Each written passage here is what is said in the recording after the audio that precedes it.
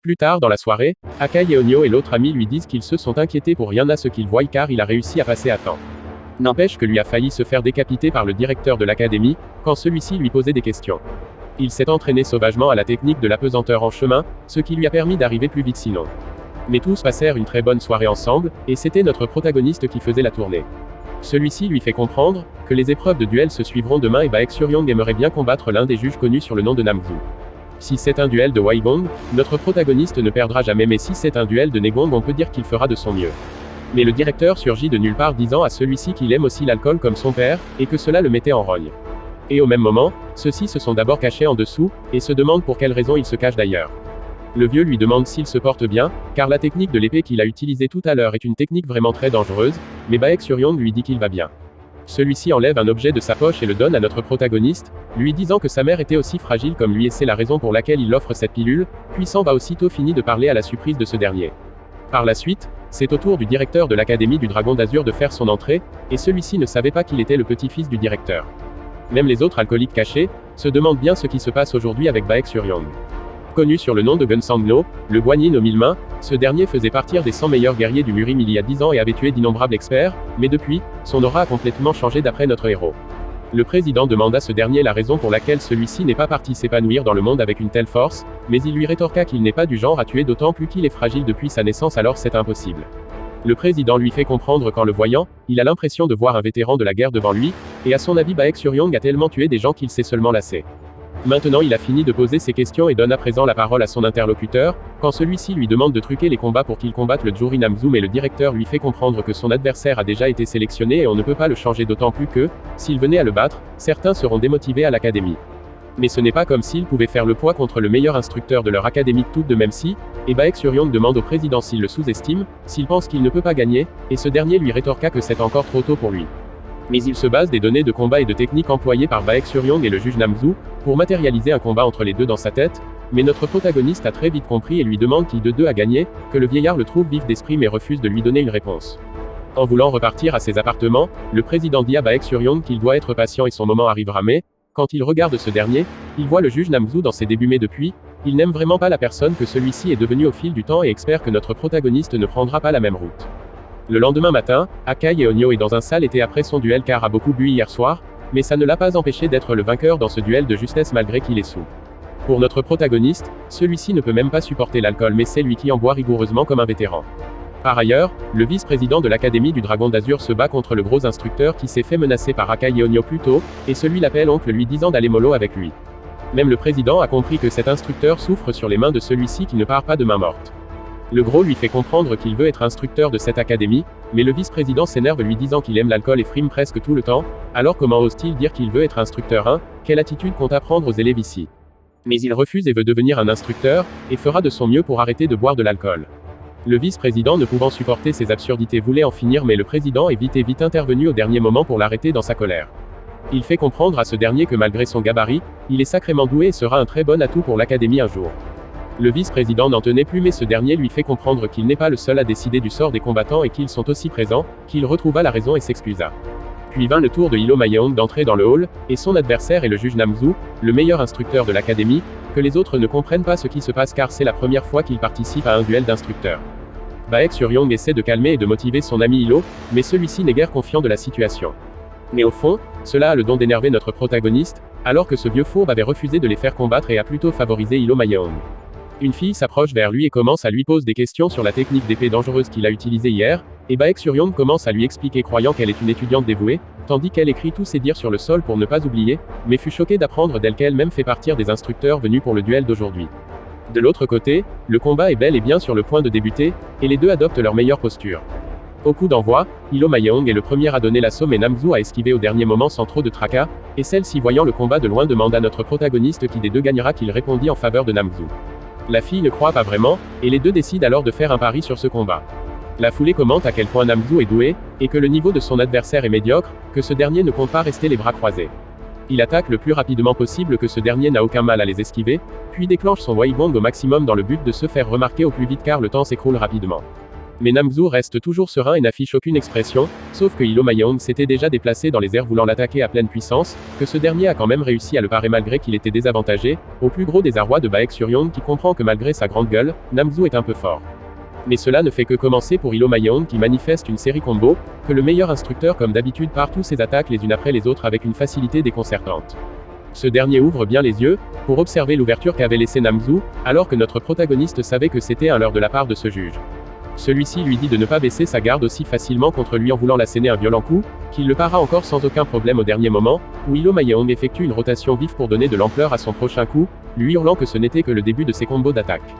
Cette fois-ci Namzu l'a senti passer malgré qu'il l'apparait, car ses pieds se sont enfouis sur terre à son plus gros désarroi.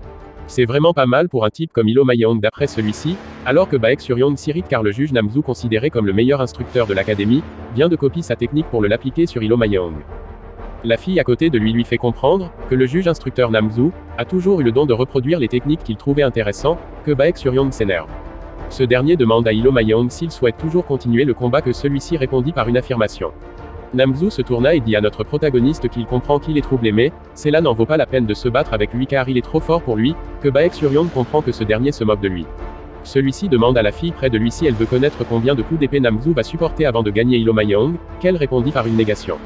Il lui fait comprendre qu'en 50 coups de la part de Illomayong à partir de maintenant, Namzu sera très en difficulté mais elle ne croit pas. D'un coup, Baek Suryong interpelle Illomayong par télépathie lui demandant s'il souhaite mettre un coup à cet enfoiré, qu'il répondit oui. Alors qu'il suive bien ses instructions à la lettre et il est sûr de pouvoir non, il va arriver à le mettre une. Celui-ci comme d'habitude est très confiant de ses capacités et demande son adversaire d'approcher pour qu'il en finisse rapidement, mais celui-ci s'était déjà propulsé vers les airs à vive allure pour ouvrir les hostilités, frappa très fort que ce dernier n'a rien compris malgré qu'il l'a bloqué. Il essaie d'attaquer à son tour pour une première fois mais celui-ci avait déjà esquivé avant même qu'il ne commence son attaque, avant de revenir 2 fois plus vite à l'assaut qu'il bloqua toujours mais avec beaucoup de peine sans comprendre. Il ne peut pas quand même laisser un simple sous-rifle manquer de respect de la sorte et doit faire quelque chose mais, en suivant les instructions de Baek Suryong, Illomayong a réussi à l'éviter sans aucun problème avant l'acte de celui-ci. Notre protagoniste lui dit d'attaquer au niveau du torse en continu qu'il acquiesça rapidement, avant de l'asséner d'innombrables coups de tous les côtés qu'il para mais difficilement à son plus gros désarroi. Namzu n'arrive pas à comprendre comment quelqu'un peut-il changer de style aussi facilement d'un coup, sans savoir que c'est l'œuvre de Baek Suryong. Illomayong attaque au niveau de la tête qu'il esquiva de justesse au dernier moment avant que ça l'atteigne, alors que Baek Suryong lui fait savoir que son adversaire va attaquer à sa gauche, et qu'il doit reculer et esquiver, qu'il l'exécuta sans aucun problème car tout se passe bien en ce moment pour lui. Namzu est véritablement confus de ses méfaits et n'arrive pas à comprendre le sens, alors que celle-ci demande à notre protagoniste ce qu'il a fait à Illomayong pour qu'il réagisse ainsi, qu'ils firent semblant d'ignorer la question de cette dernière. Pour elle c'est impossible qu'il réussisse toutes ses attaques alors qu'il y a pas longtemps il subissait violemment que Baek Suryong répondit qu'il devait sûrement cacher sa véritable force. Malgré les attaques précises de Illomayong, celui-ci arrive quand même à les parer avec beaucoup de souffrance car n'est pas n'importe qui. Celui-ci concentre son Egong à son paroxysme pour en finir en seul coup, avant de se lancer sur Namzu à pleine puissance et à vive allure, qu'il l'esquiva sans trop de problème d'ailleurs, mais au moment de sa rotation d'esquive aperçoit Baek Suryong au loin en train de le faire signe, l'esquissa d'un mouvement narquois qui exprime que ce dernier va y passer. Ce qui le mire en colère du coup, où Illomayong approchait à vive allure au-dessus disant à celui-ci de ne point baisser sa garde, mais c'était de trop pour Namzu qui passait pour un vaurien, maintenant va lui montrer. Baek Suryong voyant cela dit à Illomayong d'esquiver au dernier moment mais, c'est à Namzu de décider de la fin du combat, avant de l'asséner un violent coup chargé de Negong au plus gros désarroi de son adversaire qui n'a pas pu parer. C'était donc la fin du duel opposant Illomayong à ce connard de juge Namzu, quand notre protagoniste se déplaça sur les lieux pour l'arrêter alors que celui-ci tombait. Celui-ci voulait parler mais Baek Suryong lui dit de rester tranquille alors qu'il est en train de pratiquer de l'acupuncture avec ses doigts pour le soulager. En colère notre protagoniste lui pose la question à savoir s'il voulait le tuer tout à l'heure, qu'il répondit que c'était une situation plutôt critique donc à utiliser cette technique sans s'en rendre compte. Alors comme ça tout lui est pardonné s'il s'excuse d'après Baek Suryong en colère, quand celui-ci n'approuve pas et se met aussi en rogne intensément. Mais le président sentit leur aura s'échapper et décide d'intervenir au plus vite, mais Baek Suryong ne semble pas désenrager aussi facilement. Mais est-ce qu'ils comprennent même ce qu'il est en train de dire, alors que ceux-ci comprennent qu'ils doivent rester tranquilles face à cet aura dévastateur de la part du président de l'Académie du Dragon d'Azur. Les deux étaient obligés de rester là et chacun d'eux prirent la route vers leur siège, mais pour notre protagoniste, celui-ci devrait s'estimer chanceux pour cette fois car la prochaine, il ne pourra pas se retenir. À présent c'est au tour de Baek Suryong de monter sur le ring, et son adversaire n'est d'autre que l'instructeur en charge des cours de Waigong qui a ordonné à son élève d'attaquer Baek Suryong avec du Negong. Celui-ci veut dire quelque chose mais notre protagoniste est pressé et demande au directeur d'avancer les choses lui veut en finir au plus vite. Et au moment même que le combat a commencé, Baek Suryong se trouvait déjà derrière lui à vive allure, lui disant qu'il ne voulait pas en arriver là mais là, une personne a tout fait pour le mettre en rogne donc, c'est sur lui qu'il va se défouler un peu et espère qu'il comprend ce qu'il veut dire par là. Il l'ensomme un violent coup au niveau du dos brusquement que celui-ci n'a rien compris, l'envoyant valsiner au loin juste à côté du Juri Namzu qui est étonné par une telle brutalité, et comprend que Baek Suryong l'a envoyé exprès dans leur direction pour montrer son mécontentement. Il est clair d'après son expression, celui-ci n'est pas vraiment heureux malgré qu'il sourit. Baek Suryong prirent la parole voulant lui faire part des rumeurs au sujet de l'Académie du Dragon d'Azur, mais en colère Namzu lui demande de descendre immédiatement du hall sinon, et le président lui demande de continuer ses dires, mais s'il compte se moquer de l'Académie ou de lui le président, il en payera le prix fort. Notre héros le remercia de l'avoir donné la parole pour terminer ses dires. Tout d'abord, sa spécialité est l'observation donc il lui est possible de deviner les arts martiaux d'une personne à coup d'œil depuis son bas âge. Parmi tous ces pratiquants et instructeurs venus de tout le Murim, certains critiquaient l'Académie du Dragon d'Azur pour valoriser une autre soi-disant ils ont été promus là-bas, certains qui flattent les égos des instructeurs et utilisent le nom de leur famille pour boire de l'alcool, et aussi une autre personne qui est très douée mais est connue pour être un fauteur de troubles. Il n'est pas le seul d'après Baek Suryong, beaucoup d'élèves ici sont très talentueux dans cette académie. Le problème, ceux-ci ne font rien pour changer la situation à cause de leur complexe d'infériorité, que le président des élèves s'irrite avant de dire un mot que cette année sera différente mais notre protagoniste, lui demande leur objectif par rapport au tournoi des instituts qui s'approche, qu'il hésita mais la fille derrière lui fait comprendre qu'il compte bien battre l'institut qui a fini 4e la dernière fois. Pour notre protagoniste il ne lance pas le caillou plus loin, car lui est venu ici pour devenir le meilleur instructeur et compte bien faire gagner la première place à l'Académie du Dragon d'Azur. L'autre fille était déjà folle amoureuse de lui, tandis que le président des élèves lui demande un peu de tenue en présence des gens, et immédiatement, elle les fait comprendre qu'ils doivent repérer les élèves ou instructeurs qui donneront une mauvaise note à Baek Suryong, car ceux qui le feront seront probablement des espions venus d'autres instituts. Le président des élèves essaie de la raisonner, lui disant qu'un vice-président des élèves ne doit entacher sa réputation comme ça, mais elle était vraiment sérieuse car si Baek Suryong partait dans une autre institut, ça sera leur plus grande perte et même le président des élèves l'avait déjà compris. Lui qui était fier que tous les membres de sa famille ont été diplômés de cet institut, mais depuis en 10 ans, elle n'est plus ce qu'elle était auparavant, et nombreux sont ceux qui s'inscrivent ailleurs car celle-ci sort toujours dernier du tournoi. S'il y a une possibilité que cela change, alors la présence de l'instructeur Baek Suryong sera d'une grande aide, d'autant plus que pour parler couramment comme ça devant tout le monde, il ne faut pas seulement avoir du cran mais aussi la force. Plus tard à l'infirmerie Aka Yeonyo demande à celui-ci s'il était sérieux tout à l'heure pour faire une telle promesse, qu'il répondit qu'il en est bel et bien capable et ne comprend pas pourquoi il est autant sous-estimé. La fille du pari de tout à l'heure fit son entrée disant à ces derniers qu'elle a réussi de justesse son duel avant de se diriger à l'infirmerie, mais Baek Suryong aimerait bien savoir et la voir combattre un de ces quatre pour comprendre sa technique. Elle aussi voulait savoir s'il était sérieux tout à l'heure sur le hall, qu'il s'irrita à cause de tout le monde qui croit cette ambition impossible. Le lendemain matin alors que ceux-ci sont en train de marcher, tous les autres instructeurs et élèves commentent à quel point celui-ci est juste un fou pour oser dire une telle chose, mais pour Baek Suryong, rien de tout cela ne l'affecte car dans sa vie antérieure tout le monde lui disait c'est là. Le président vient lui faisant comprendre qu'ils sont sortis derniers du tournoi pendant 10 ans de suite, et même s'il était sincère, les autres le prendront en guise de mépris envers leur personne.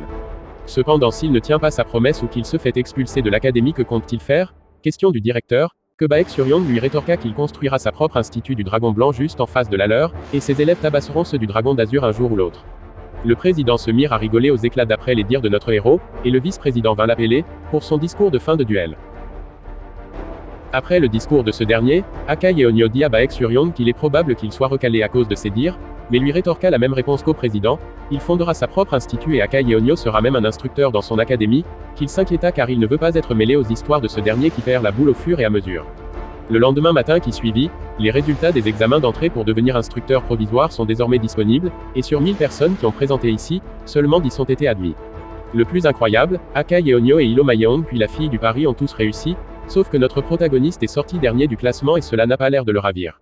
Le pire, d'après la vice-présidente, il est admis pour donner cours à la classe de soutien qui est considérée comme une classe de merde, c'est probablement pour le punir d'avoir ouvert sa grande gueule pour raconter du n'importe quoi. Mais cela n'affecte guère celui-ci et est même motivé car cette salle de merde sera la salle la plus puissante, malgré que les élèves sont des idiots qui n'en font qu'à leur tête.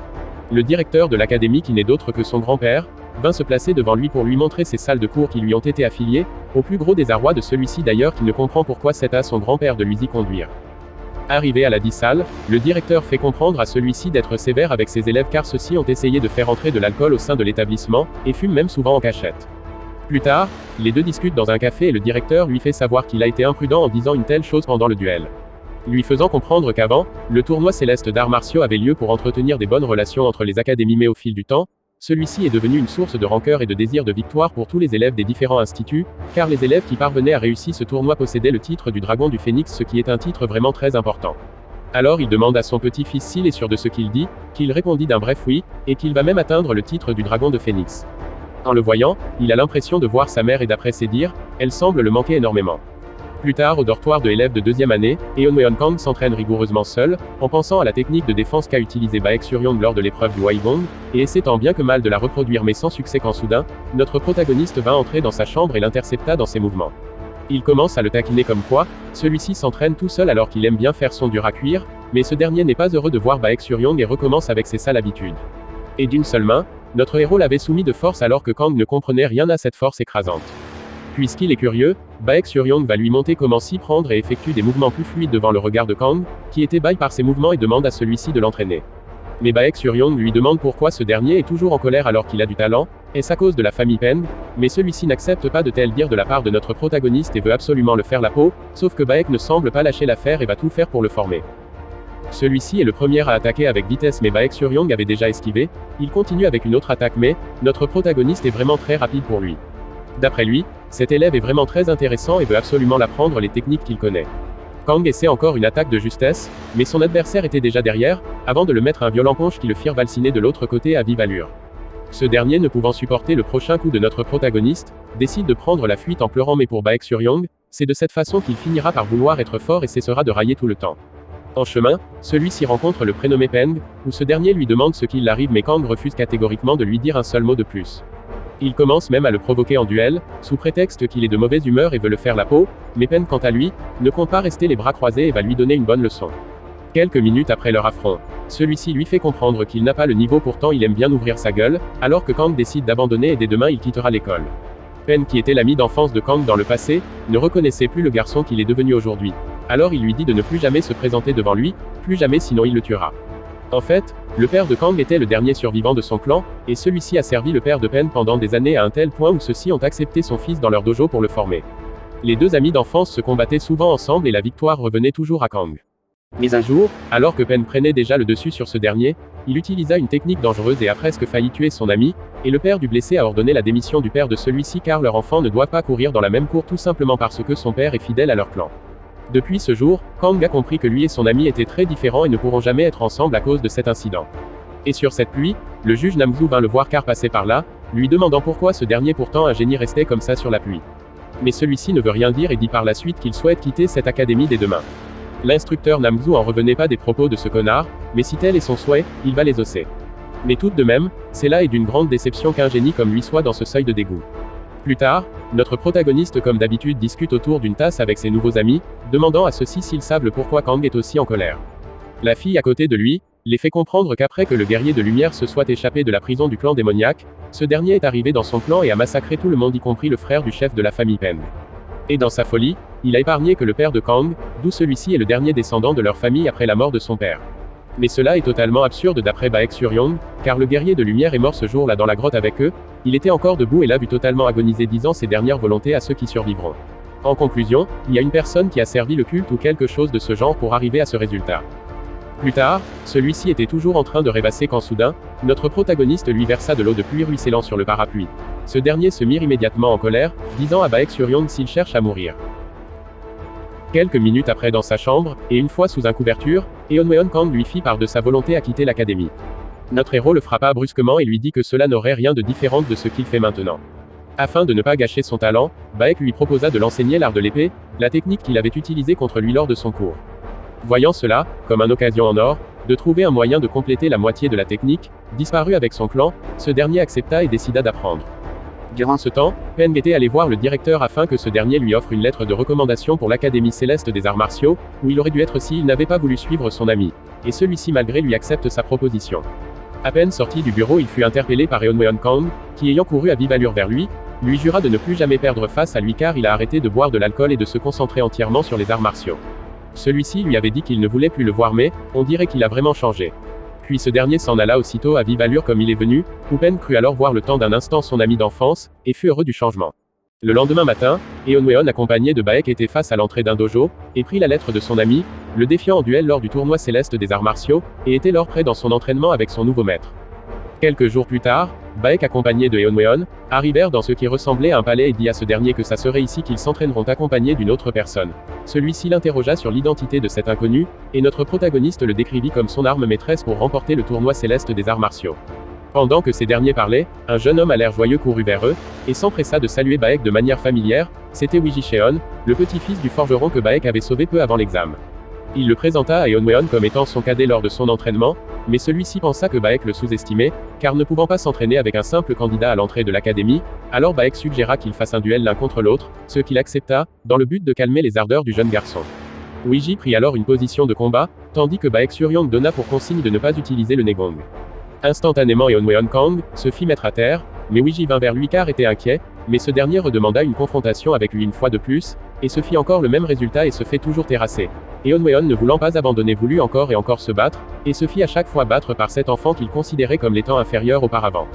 Baek Suryong quant à lui, put enfin valider ce qu'il présentait. Wiji est plus fort que Eunweon, mais continue en disant que Eunweon n'en reste pas moins un génie, car étant capable de copier des techniques qu'il n'a vues qu'une fois, et selon lui c'est parfait pour l'apprentissage de la technique destructrice du maître Wu, l'épée céleste du maître de sang. Cheon lui, le faisait penser au maître Yongon, et un souvenir avec ce dernier lui refit surface, dans lequel il dit qu'un épéiste doit chérir son arme, chose que le héros ne comprit pas, alors Yongon lui demanda de comprendre l'épée en l'observant chaque jour. Et là il comprit que ce qui lui avait manqué à l'époque c'était cet amour des épées qu'avait Wiji, celui avait grandi entouré de ces derniers dans la gorge de son grand-père, et permis aussi de maîtriser partiellement la technique de l'épée éternelle sans maître, et ajouta qu'une fois les effets de l'énergie obscure disparaîtra totalement, ce dernier évoluera encore plus vite. Voyant ainsi ses deux disciples, il fut parcouru en imaginant la manière dont ceux-ci renverseront le tournoi des arts martiaux, une fois qu'ils seront formés. Il compte alors que lui aussi devra devenir plus fort, en améliorant la technique secrète défiant les cieux deuxième stade et pour cela, il devra de nouveau aller se fournir en élixir auprès de Bogdan Homme de main, pour que son corps tienne à l'entraînement. Un peu plus tard, notre protagoniste alla voir le vieux forgeron qui lui fit part des besoins matériels afin de fabriquer l'épée, et celui-ci s'excusa auprès de Baek pour le prix élevé des de celle-ci, mais celui-ci le rassura en lui disant qu'il était riche. Plus tard, on lui fit apprendre que sa fortune était finie, d'abord en colère, car croyant à un détournement de fonds, mais on lui fit comprendre qu'il avait acheté un restaurant, une forge et que son forgeron lui achetait des matériaux très coûteux pour confectionner son épée. Malgré cela, il avait des investissements mais ceux-ci ne sont rentables que dans un an. Ébranlé par cette nouvelle, il ne put qu'accepter la situation. Durant un dîner avec Ilo Mayong et Akai Yeonyo, notre héros demanda à ces derniers de lui prêter de l'argent. Ces derniers comprirent alors la raison de la suite invitation, et se défilèrent car tout aussi fauchés que notre héros, c'est alors que Jégal la fille du Paris se proposa de lui prêter de l'argent. Cette dernière lui proposa aussi de donner des cours particuliers, qui selon elle sont plutôt bien payés, en ajoutant que plus l'instituteur est talentueux plus son salaire est élevé, ce qui encouragea encore plus notre héros. Le lendemain matin, un vieil homme se lève et admire la vue depuis sa chambre dans un palais, celui-ci semble malade au dire de son servant, et serait revenu dans sa ville natale par nostalgie de jeunesse. Puis des bruits au plus bas attirèrent son attention, ce sont des hommes qui se moquaient d'une affiche sur laquelle on disait que Baek Suryong, le futur meilleur instructeur donnerait des cours particuliers. Le vieil homme fit venir l'affiche et la regarda, le tout en esquissant un sourire. La journée qui suivit, Baek Suryong débuta l'entraînement de ses disciples en les apprenant des bonnes postures de combat, et en terminant la soirée d'un bon duel entre ceux-ci. Plus tard, celui-ci les demande s'ils ont collé toutes les affiches qu'il leur a données, et ceux-ci affirmèrent les avoir tout collées et distribuées. Au même moment, le vieil homme du matin fit son apparition devant notre protagoniste, demandant à ce dernier s'il se trouve bien au dojo du Dragon Blanc. Celui-ci tout content, les invita à l'installer à l'intérieur pour mieux causer, croyant que le vieillard veut plutôt inscrire son petit-fils. L'aura démoniaque émanant de ce dernier, celui-ci comprirent que ce vieil homme était au mauvais point, mais savait aussi que ce n'est pas une personne ordinaire car possède même un garde du corps expérimenté. Une fois installé devant une tasse de thé, Baek Suryong demande à celui-ci s'il est venu lui confier son petit-fils mais, ce dernier lui rétorqua que c'était pour sa propre formation qu'il est venu ici, lui faisant part de son souhait à intégrer l'académie du Dragon d'Azur. Notre héros était complètement abasourdi de ces dires, l'interrogea ensuite sur son âge. Mais le vieil homme lui répondit qu'il fêtera ses 64 ans cette année, demandant à son tour s'il est possible pour lui d'entrer dans l'académie malgré son vieil âge, qu'il affirma, disant qu'il n'y a pas d'âge pour les arts martiaux, lui disant mais qu'à présent, ça peut sembler impossible. Le vieil homme lui proposa de le payer 10 fois le prix normal, ce qui représente 3000 pièces d'argent, que Baek Suryong prit alors les mains du vieillard, et examina son Negong. Il lui dit qu'il sera ardu pour lui-même avec cet argent d'accéder à sa requête, qu'il devra pour cela lui payer 20 fois plus s'il veut aussi être guéri de sa maladie. Le garde du vieil homme s'indignait à cause de l'attitude de notre héros, et dirigea son épée vers ce dernier, à cause des conneries qu'il déblate. Celui-ci ordonne à son garde de s'arrêter immédiatement, qu'elle exécuta puis s'excusa de son comportement devant le maître du dojo. Il lui fait comprendre qu'il sera au mieux un guerrier de second rang, et avec de la chance, un guerrier de premier rang, et qu'avec lui il sera capable d'intégrer n'importe quel institut. Le vieillard fut ému et amusé par l'attitude de son interlocuteur, et lui suggéra de le payer 10 000 pièces d'argent, ce qui représente un peu plus de 30 fois la somme habituelle.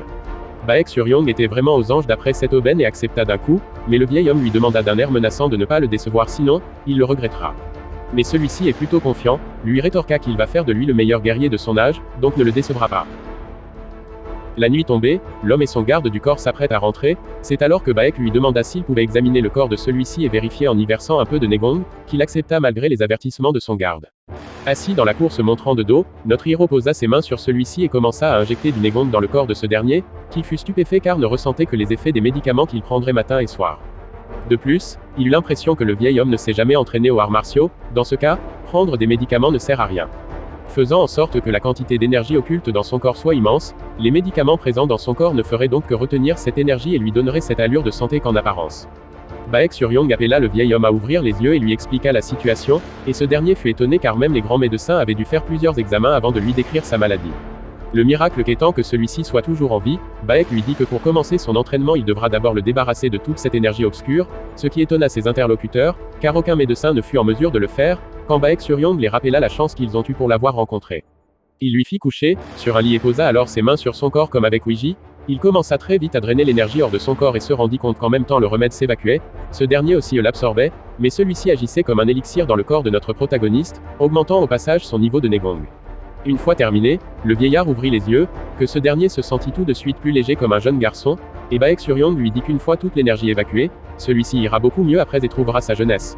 Mais le vieil homme et son garde remarquent très vite le mine malade qu'affichait notre héros après l'opération, qu'il leur fit comprendre qu'il irait mieux un peu après. Mais par la suite, perdit connaissance avant de tomber sur le sol.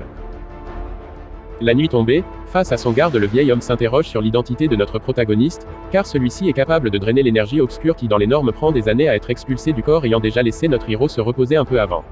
Or pendant ce temps Baek Suryong resta méditer tout en pensant pouvoir atteindre le 4e stade de la technique secrète défiant les cieux. Le lendemain matin, le vieil homme revint faire un entretien avec Baek et lui demanda de façon cette fois-ci solennelle, de le prendre comme disciple car étant reconnaissant envers ce dernier, il se présenta sous le nom de Son Su-song. Ayant un disciple de plus sous son aile, Baek débuta alors leur entraînement. Plus tard en journée notre héros traînait avec son grand-père, tout en lui parlant confiant de ses projets mais fut interrompu par Namsoong, qui accompagné de ses disciples, entendit ces dires et se mit à se moquer des disciples de celui-ci tout en vantant les siens. Notre héros, alors énervé par ce dernier décida de lui proposer un pari, qui consistera à avoir le disciple ayant les meilleures notes. Si Baek gagne, il récupère un sale de Namsoong et au contraire si c'est Namsoong qui gagne, Baek devra nettoyer sa chambre matin et soir. Et les deux, prirent pour témoin le directeur et se séparèrent sur ces mots. Une fois rentré au dojo du Dragon Blanc, d'un air en colère, il fit à ses disciples part de sa volonté à rendre l'entraînement plus strict, traduisant ainsi sa volonté à gagner face au juge Namsoong. Ses disciples commençaient à comprendre qu'ils sont dans la merde car Baek Suryong compte bien leur faire vivre l'enfer sur terre. L'entraînement de Eunweon Kang devint l'un parmi les plus ardus, quant à Baek Suryong, lui se permet de lui faire des pompes tout en s'asseyant sur son dos. Lorsqu'il fut tombé de fatigue, il interrogea son maître sur la nature de son entraînement qui consistait à prendre des postures d'animaux, et ce dernier lui répondit en disant que le but était de renforcer son corps dans le but de maîtriser les techniques de l'épée céleste du démon de sang. Afin de le motiver, il lui fit part des paroles que Namsoong avait dit à son encontre pour l'enrager davantage, et s'en alla de son côté le laissant motiver comme jamais. Il se dirigea alors vers Ouija qui avait un problème avec l'utilisation du Negong, en effet, lorsqu'il utilise une certaine quantité, il est gravement exténué. Celui-ci l'examina alors et ne vit aucun problème, il comprit que c'était un problème psychologique dû à son passé trouble, ce dernier ressentant sûrement de la peur lorsqu'il concentre son énergie interne, il l'encourageait alors à s'entraîner plus pour maîtriser son Negong. Enfin Baek se dirigea vers le doyen qui malgré la transpiration et la fatigue continuait à s'entraîner, il le demanda d'éviter tout surmenage et lui dit qu'il l'entraînera avec un programme spécialement adapté pour son corps, il l'invita alors à l'ombre et lui fit des massages au dos, moment durant lequel il partagea avec Baek ses souvenirs d'enfance, qui lui poussaient à vouloir apprendre les arts martiaux. Au même moment, Eunweon Kang et Ouija, qui écoutaient en cachette furent émus et lui promirent de l'aider eux aussi dans son entraînement. C'est dans cette nouvelle ambiance, contrastant grandement avec son passé d'instructeur démoniaque qu'évoluait désormais Baek. Plus tard, les trois compères disciples de Baek s'en allèrent dans l'académie de Dragon d'Azur pour les inscriptions, durant lequel Son Su donna sa journée à son garde, qui malgré lui fut contraint à la laisser. Cette dernière se posa alors dans un bar, où elle a été importunée par un client, mais lui régla son compte au plus vite. Une fois à l'extérieur du compartiment, elle tomba alors nez à nez avec notre protagoniste qui comme d'habitude, se comporte comme un gros connard. Durant leur visite à l'académie, Eunweon Kang demande au vieil homme où est passé son garde qui pourtant le suit partout, qu'il répondit qu'elle se repose d'après ses ordres. Mais est-ce que ce dernier s'inquiète pour elle? Bien sûr que non d'après lui. Il laissa ses deux camarades pour aller faire son rapport auprès du directeur de l'académie du Dragon d'Azur, et espère qu'ils ne se perdront pas en chemin. Weiji et le grand-père Sun Tzu qui, restés sur les lieux à deux, tombèrent sur des élèves du juge Namsoon. Ces derniers ayant entendu les vantardises que Baek Suryong avait fait à propos de Weiji, comme quoi celui-ci obtiendra la meilleure note du tournoi et sera major de promotion. Mais celui-ci ne comprend pas ce qui se passe, et essaie de leur démentir à son sujet. Mais en le voyant en face, tous ne furent impressionnés face à ce gamin et lui firent part du pari que Baek Suryong et l'instructeur Namsoon avaient fait s'ils venaient à gagner. Le vieux Sun Tzu interrogea alors les élèves à propos de Namsoon, et qu'il après répondu l'interroge sur son identité à son tour. C'est alors qu'il se présenta comme candidat pour passer l'examen d'entrée, et est aussi un disciple de Baek Suryong de passage. Le pire, il les fait comprendre qu'il a 65 ans d'âge, et pour lui, il est encore jeune. Étant surpris par son âge, le candidat-ci proposa un duel au vieillard afin de marquer un soi-disant amitié, alors qu'au fond, il souhaite le montrer la différence entre un jeune et un vieillard. Au même moment, Eun, la gardienne du vieillard, firent semblant d'aider notre protagoniste pour sans entrer dans l'académie discrètement. Les filles à côté commentent à quel point notre héros est vraiment très attirant, tandis que celles-ci comprirent aussi qu'il est difficile d'avoir au visage aussi parfumé. Après quelques échanges avec elle, Baek sentit alors que cette dernière était dépendante du vieil homme car agissant comme son ombre ce qui la choqua, et lui fit comprendre que le doyen la considère comme sa fille et non comme une arme. C'est d'ailleurs la raison pour laquelle, il lui a donné sa journée pour qu'elle s'amuse un peu. Elle lui révéla par la suite d'avoir fait partie de la police secrète et d'y avoir appris les arts d'assassin depuis son enfance, afin de pouvoir protéger son maître. Et une fois assigné au doyen, ce dernier avait effacé son passé et lui avait permis de retrouver sa liberté une fois qu'il sera mort. Elle continua en parlant de ses craintes sur le fait que le doyen soit défié et blessé à cause de son âge, mais Baek la rassura en l'expliquant qu'il l'avait entraîné tout ce temps pour cette situation. Au même moment le doyen venait de porter un gros coup gigantesque à son adversaire, qui fut propulsé au sol car le coup était très violent, lequel celui-ci s'excusa d'y être allé un peu trop fort. Mais son adversaire se releva néanmoins pas sans mal, il prit position dans le but d'attaquer cette fois-ci le doyen sereinement. Le vieillard se rappelle alors du conseil que Baek lui avait donné lors de son entraînement, où celui-ci doit se servir de la sous-estime de ses adversaires contre eux. Son adversaire chargea alors tout d'un coup et lança un flopé d'attaques très rapidement, mais le doyen est toujours très serein et les esquiva tous sans geste superflu, traduisant ainsi son aisance dans la matière. D'après ses réflexions, l'instructeur Baek Suryong est vraiment une personne incroyable, puis se déplaçait très rapidement de manière très fluide derrière son adversaire, et s'apprêtait à lui porter un coup très fatal par derrière lui disant qu'il peut voir tous ses attaques sans problème. Mais ceci fut arrêté par l'instructeur Namsoon qui arrêta le combat, disant à quel point il est dangereux de sous-estimer son adversaire. Tout le monde qui avait assisté au duel sur les lieux, commencèrent à le féliciter pour son talent et son endurance malgré son âge très avancé. Le petit Weiji était très ému de son vieux camarade qui s'est débrouillé trop bien pendant son duel, et le grand-père voulait donner un conseil à son jeune adversaire, car était au courant qu'il cherchait à l'humilier devant tout le monde. Alors que des cris et applaudissements retentissaient de fond en trouble, celui ne resta pas de marbre à tous ces applaudissements et remercia la foule. Mais pendant qu'il le fit, le jeune homme ne pouvant pas supporter une telle humiliation, lui porta en traître un coup d'une extrême violence chargé de Negong, le propulsa au passage très très loin vers l'autre côté, avant de sortir un poignard de son kimono dans le seul but de tuer le vieillard qui venait de l'humilier. Namsoon au vu de cela avait déjà dégainé et chargea tout en retirant son épée de son fourreau pour s'occuper de son élève, alors qu'une ombre s'interposa dos à lui pour protéger le vieil homme à vive allure. C'était Weiji, qui d'un coup d'épée brusque et précis, désarma son adversaire d'un coup, au plus gros désarroi de ce dernier qui ne l'a même pas vu approcher. C'est alors qu'en une fraction de seconde, ce dernier décala très rapidement sur le côté, se ressaisit de son arme et chargea cette fois sur Weiji avec un coup chargé d'une grande énergie disant à celui-ci, qu'il le tuera lui et son grand-père en même temps mais, celui-ci esquiva très rapidement avec une grande facilité en effectuant une simple rotation sur le côté.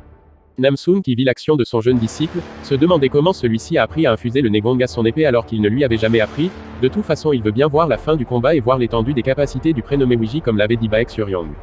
Il se rappela de la manière que Baek vantait son talent auprès du directeur et laissa la confrontation continuer entre les deux, tout en se préparant à intervenir à tout moment. Weiji en colère, dit à ce dernier qu'il ne lui pardonnera jamais pour cet acte, ah non jamais. D'un coup, ils se mirent à l'attaquer de tous les angles à une vitesse incroyable, que celui-ci para tant bien que mal sans répit à son plus gros désarroi. S'avança alors celui-ci était trop rapide pour les pupilles de son adversaire qui reculait déjà, et lança une attaque très puissante à ce dernier nonchalant qui n'a rien vu venir. C'en était déjà trop pour lui, ayant le visage plein d'intentions meurtrières, il lui fait comprendre qu'il ne peut plus se retenir. Sauf que c'était aussi le cas du jeune garçon qui à son tour réattaqua qu'il mourra de ses mains à lui aujourd'hui. Avec intention de tuer par un coup d'épée rapidement exécuté, Weiji esquiva très facilement et se positionnant derrière lui disant que s'il parlait de tuer quelqu'un alors il doit aussi être prêt à mourir. Puis coupa son bras gauche d'un vif mouvement sans pitié, lui disant qu'il lui a laissé son bras droit, donc celui-ci peut encore combattre et lui demande de se relever. Ce dernier ne comprend pas ce qui se passe et marmonne à lui-même d'être tombé sur un véritable monstre, hurlant à son interlocuteur de ne pas le tuer, mais tous les sangs de notre jeune garçon hurlaient à celui-ci d'en finir avec la misérable vie de ce connard. Weiji leva alors son épée et s'apprêtait à exécuter son adversaire dans les immédiats, mais l'instructeur Namsoon vint et para le coup très rapidement au dernier moment, faisant ainsi reculer le jeune homme qui reprit ses esprits difficilement. Il lui fait savoir que le combat est déjà terminé puisque son vaurien de disciple a perdu son bras. Mais au fond, certes il ne s'est pas donné à fond, il a seulement réussi à repousser ce gamin nommé Ouiji, pour lui ce dernier est un véritable monstre. Il décide après d'aller à l'infirmerie avec son grand-père, lequel toute la foulée confirme à quel point les rumeurs comme quoi, Ouiji serait le major de promotion de cette année. D'une gifle, l'instructeur Namsoon bannit ce dernier pour son acte à attaquer une personne par surprise juste parce qu'il n'accepte pas la défaite. Il demande aux autres de le transporter jusqu'à la sortie du compartiment du dragon d'azur dans les immédiats. Après avoir sermonné son étudiant, Namsoon comprirent que Baek n'avait pas fait de parole en l'air, Ouiji Cheon est bel et bien un monstre de puissance inouïe. Ce qui démoralise un peu, car comprit qu'il pourrait perdre son pari avec notre protagoniste. Plus tard Kayeong et Baek Suryong firent leur arrivée dans la chambre, dans laquelle se reposait le vieux Son Su. Celle-ci a une envie d'aller tuer tous ceux qui ont osé s'en prendre au vieil homme, lui donnant des élixirs de récupération immédiat. En leur racontant ce qui s'est passé, celui-ci raconta que Jomak Saek avait une énergie grise et des yeux rouges, juste avant de se jeter sur lui comme s'il était possédé.